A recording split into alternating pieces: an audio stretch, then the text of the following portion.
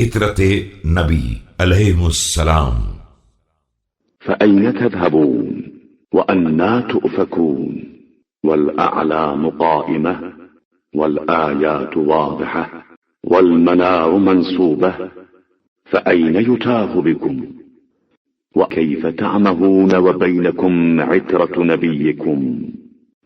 تو آخر تم لوگ کدھر جا رہے ہو اور تمہیں کس سمت موڑا جا رہا ہے، جبکہ نشانات قائم ہیں اور آیات واضح ہیں، منارے نصب کیے جا چکے ہیں اور تمہیں بھٹکایا جا رہا ہے اور تم بھٹکے جا رہے ہو۔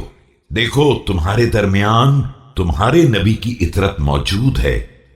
وهم أزمة الحق وأعلام الدين وألسنة الصدق فأنزلوهم بأحسن منازل القرآن وردوهم ورود الهيم العطاش أيها الناس خذوها عن خاتم النبيين صلى الله عليه وآله۔ یہ سب حق کے زمامدار، دین کے پرچم اور صداقت کے ترجمان ہیں۔ انہیں قرآن کریم کی بہترین منزل پر جگہ دو اور ان کے پاس اس طرح وارد ہو جس طرح پیاسے اونٹ چشمے پر وارد ہوتے ہیں۔